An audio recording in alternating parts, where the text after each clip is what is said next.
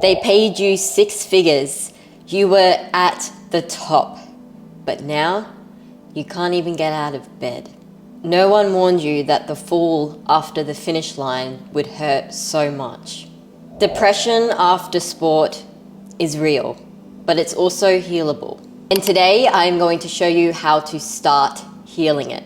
Not just from a psychological perspective, but how to also heal from the inside out. And by the way, I am a coach for ex-professional athletes who were previously making at least 6 figures a year, but now are asking themselves, who am I? Depression isn't weakness, it is a signal, a spiritual initiation. And by the way, up to 80% of retired athletes, they really struggle with the transition to life after sport. Up to 80%. That is a lot. So what you're feeling right now is really normal, as in it's really common. Not to mention that suicide rates are actually higher in ex-professional athletes in comparison to the general population.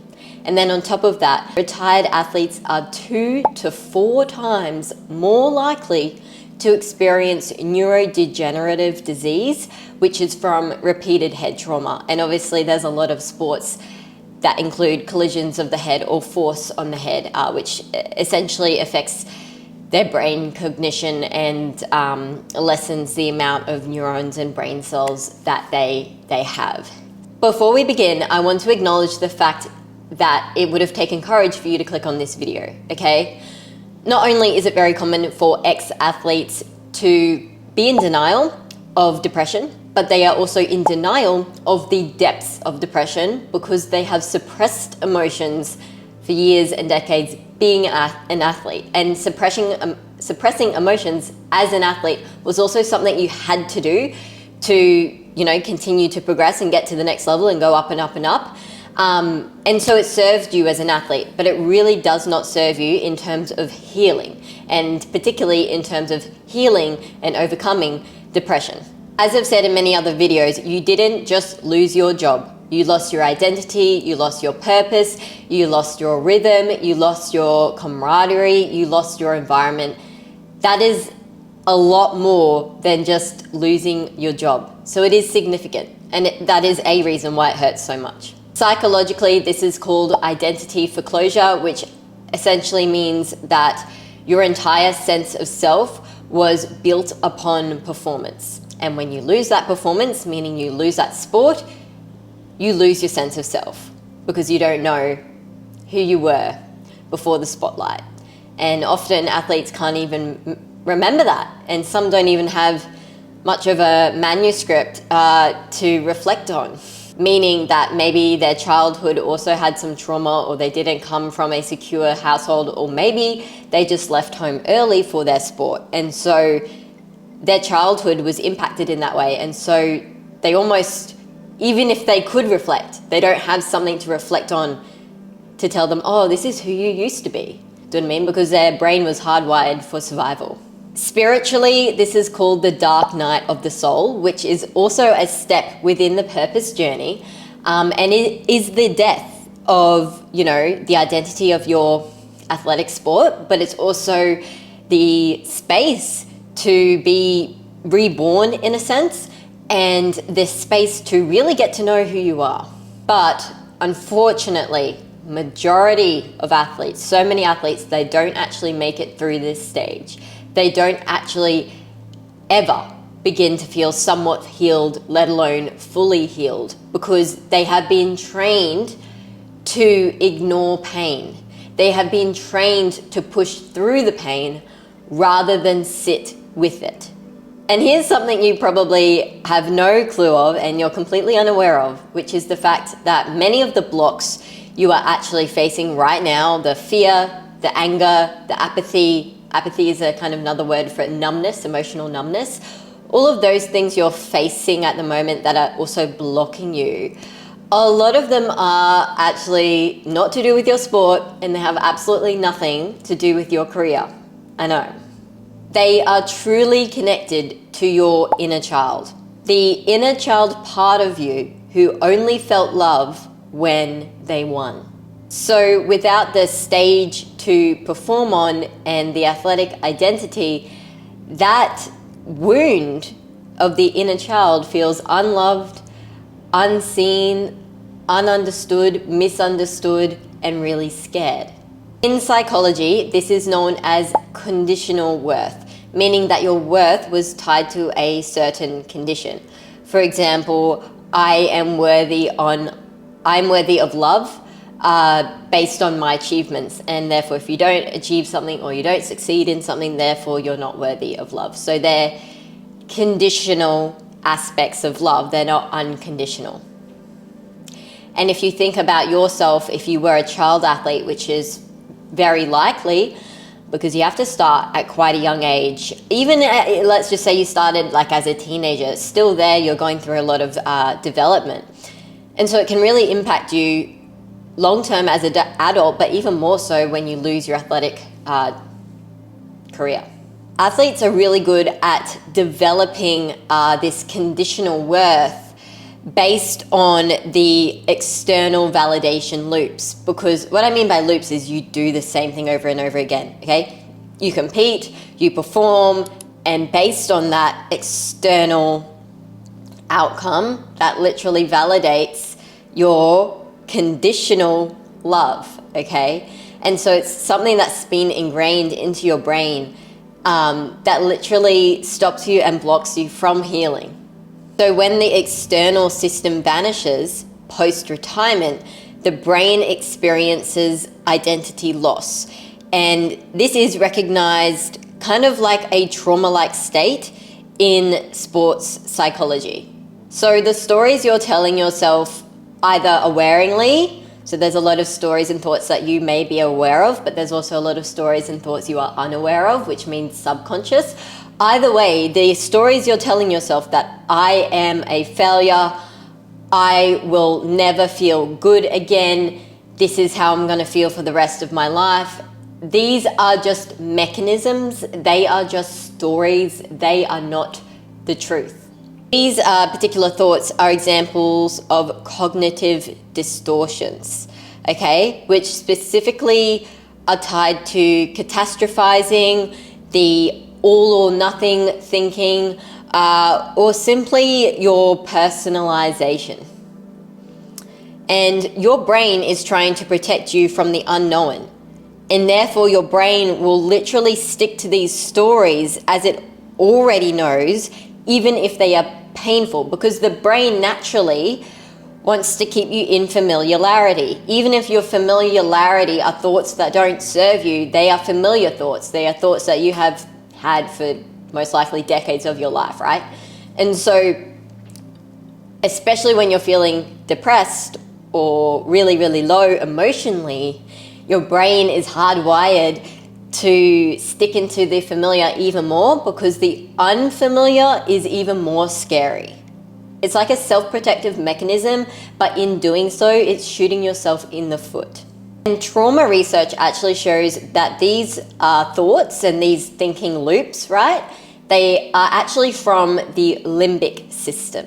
And your limbic system is essentially where these subconscious thoughts and subconscious beliefs, they get stuck and they replay subconsciously. Subconsciously means the part of your brain that you're actually not consciously aware of. There are thoughts and stories that you have at this particular moment in time, but you've also had for years and decades that you are not even aware of, that are blocking you and stopping you from healing and overcoming depression. So as I said in the beginning, part of the solution is actually going inward. I really love the spiritual perspective on this, which is where depression is actually an invitation. It's kind of like a soul signal per se. And it is asking you to reparent the younger version of you who never learned how to be worthy without a scoreboard or without trophies or without status or without some sort of external validation, and your worth was always tied to some sort of condition. And you have the capability to do that. And depression or feeling really low can actually be a signal towards your soul to say, the stories I've been telling myself, they're not true, they're not serving me, and it is now my time to reframe these stories and heal my inner child, because love, for example, should be unconditional. You shouldn't have to perform or do anything to receive love. And healing that part of the inner child or the younger version of you, whatever way you want to look at it, it opens the door to feeling unconditional inner peace. Okay? So love is a very high elevated emotion, okay? Meaning it's very high towards the enlightenment side of the scale. And therefore, like, when you feel the love for yourself and things like that, it can really help heal you. But what I'm getting at is, what you really want to feel is peace, right? Peace. You can't be depressed and at peace, okay? It's kind of like the saying where you can't be grateful and angry at the same time. You can't. So the opposite of depression is really peace. I believe that a lot of people, at the end of the day, they just want peace. They want peace within themselves, and they want peace within their environment that they surround themselves in, because that would be a very nice way to live. But I'm here to say to you that it's also very possible. Moving on to some practical tools that you can implement to reclaim your mental health and start to overcome this depression, one of which is the 3A tool, okay? Acknowledge, allow, and ask. This tool helps interrupt automatic emotional shutdown, which is very common post-retirement, okay? So the psychological insight to this is, for example, acknowledgement means that you're activating your prefrontal cortex, your PFC, which I talked about in another video, which essentially is your conscious part of your brain, the part of your brain that you use for decision making, problem solving, very high senses of thinking, but conscious thinking. When you acknowledge things, it activates your prefrontal cortex, okay? Your prefrontal cortex is also very important to create awareness and regulate certain aspects of awareness. Allow, which I love allow, because allow helps you down-regulate the fight or flight response and initiate the parasympathetic nervous system. And the parasympathetic nervous system helps you rest and restore. Ask, which is probably going to be very new to you, ask actually connects you to the internal family systems. Internal family systems, I like to call IFS, just, for short. But essentially what this theory is the internal family system. It allows you to see emotional states as parts of unmet needs, okay? Your internal family state is basically the collection of what you experienced consciously, but also subconsciously during your childhood, okay? We're so absorbent in our childhood, we're like a sponge. There's lots of different brainwave states. There's stages where you're more absorbent and less absorbent. But essentially, this is then ingrained into you.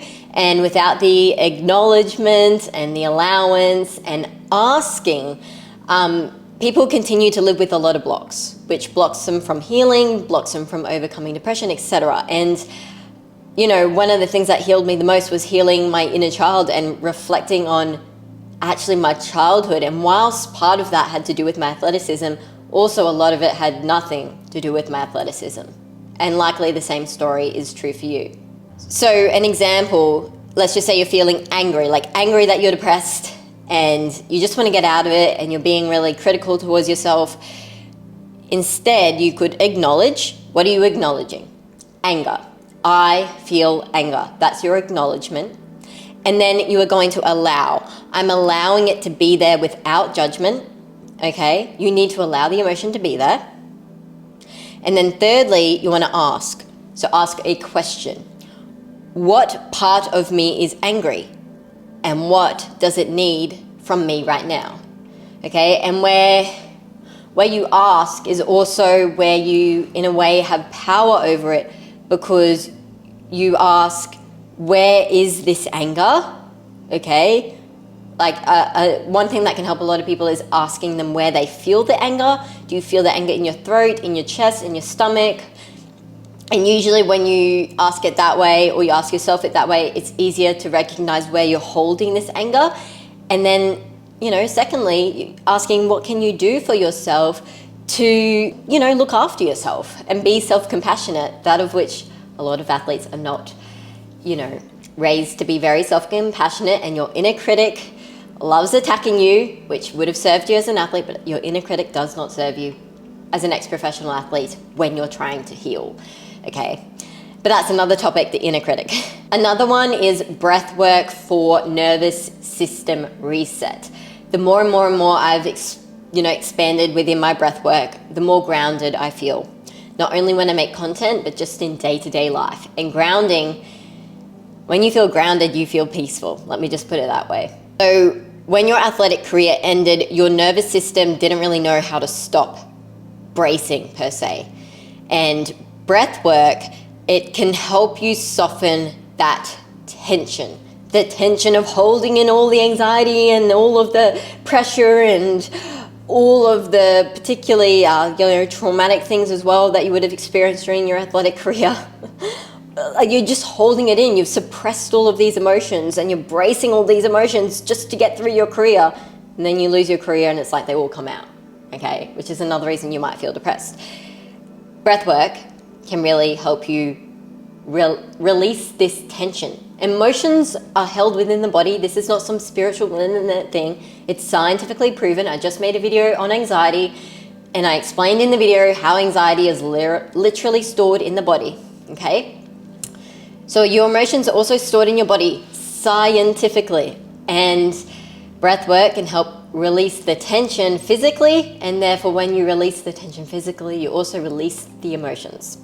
Breath work, like the 4-7-8 breathing, directly stimulates the vagus nerve, okay? And your vagus nerve is responsible for regulating your mood, your heart rate, and your digestion. For example, when you feel anxious, your heart rate probably goes up, right? Your beats per minute increases. That's just one example. So that's how scientifically your vagus nerve, for example, can help you feel less anxious because it will slow down your heart rate and it will improve your mood and therefore improve your digestion as well. Over time, this builds what we call psychologically vagal tone, which means that the vagus tone is linked with improved emotional resilience and a lower cortisol. Cortisol is your stress hormone, and also reduced depressive symptoms. So a tip here is to bring this all together is to stack your morning with sunlight exposure to help rebalance your circadian rhythm. Your circadian rhythm is your sleep cycle. Sleep has so much value in it as well, but when you are stressed, when you're depressed, you're probably stressed as well, right? Like the stress of also being depressed. And then you also have the suppression, which is causing the depression, which affects your sleep, okay? There's a difference between sleeping for 10 hours, but not sleeping with quality, versus sleeping for 6 hours, but having very good quality sleep. And when you're not sleeping with quality, it heightens all of the depressive symptoms a lot. So something that can help regulate your circadian rhythm is getting outside first thing in the morning and standing in the sun. For example, that's just 18. Now the sun and starting your day this way has also been proven to support serotonin and dopamine production, which are your happy hormones. And that's something you're lacking if you're feeling quite depressed and quite low. One I really love is a spiritual visualization tool. And stay with me for a sec. It's actually really simple. It is simply visualizing in your head. Let's just say you're feeling really low and really depressed and you don't know what to do, and you don't know what to do for yourself either because you just feel like no matter what you do, it doesn't help. Listen to this one. Visualize in your own mind, with your eyes closed, your 8-year-old self, the younger you, and the 80-year-old self, the older you. And you want to meet with both these people, that of which are parts of you, and ask them, what do you need from me today? What does the 8-year-old you need from you today?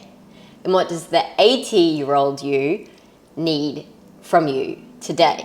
And that can really help put things in perspective. For example, you might see your 8-year-old self and be like, something that she really needs is more self-compassion and to stop being so critical of herself. And for example, that 80-year-old you might realize, oh, something that she or he, I know a lot of males watch my videos, something that she or he may need from me is to practice presence and learn to enjoy the moments of life because they're very precious and they're not here forever.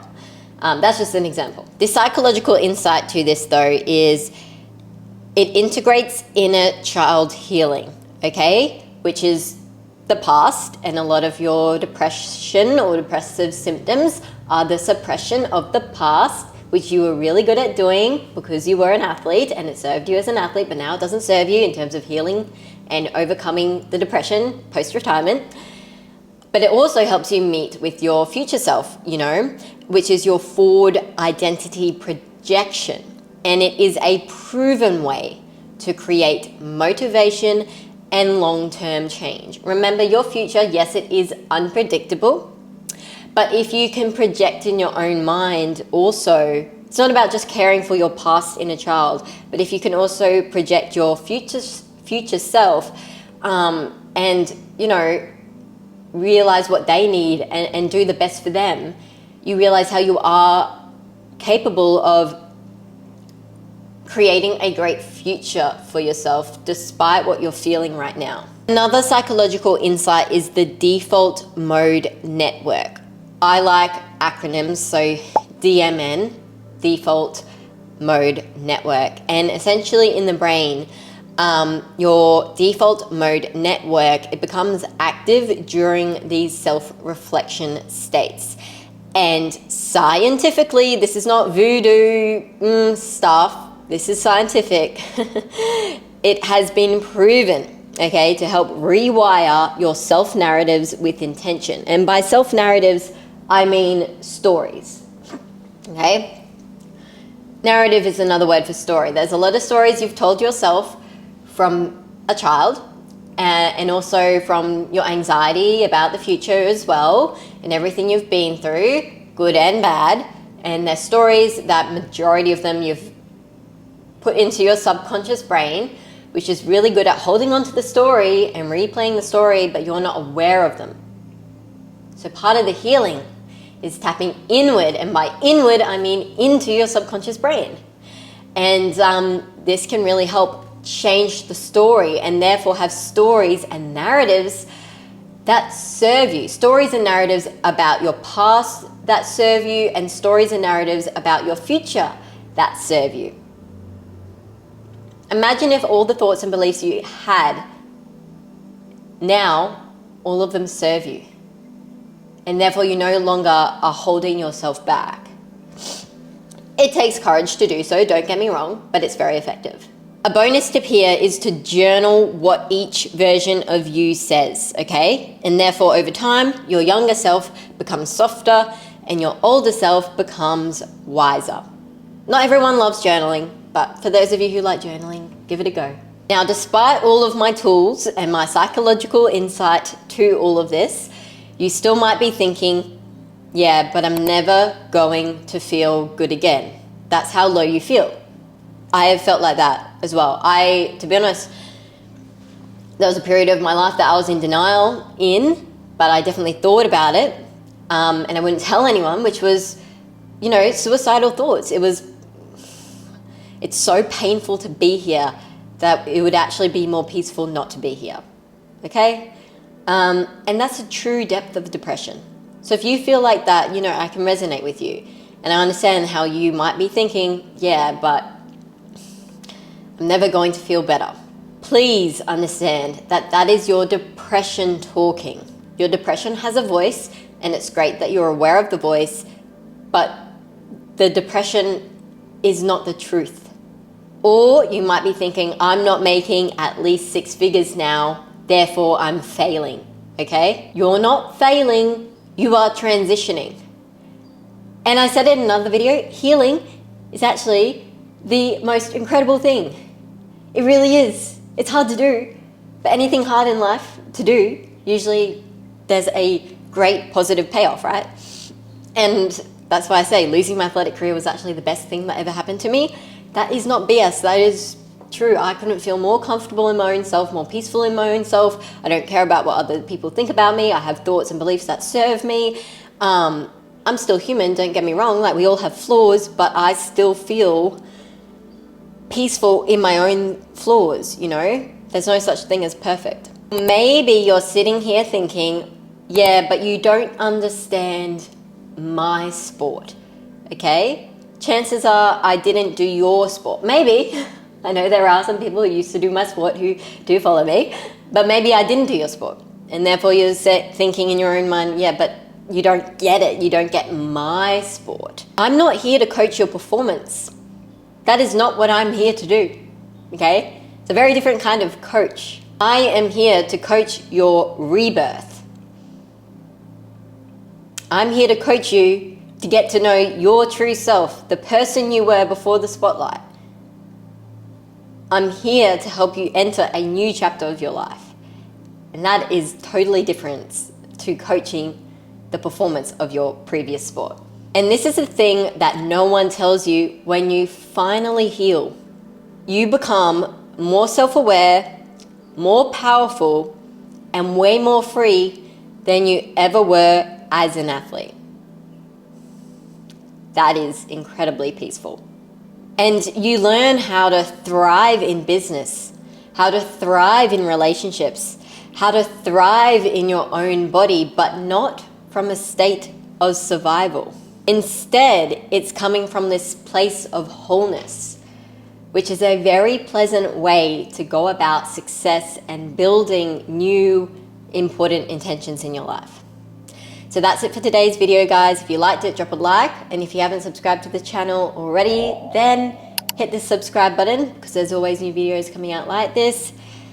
Thanks for watching, and I will see you. I was going to say hear you.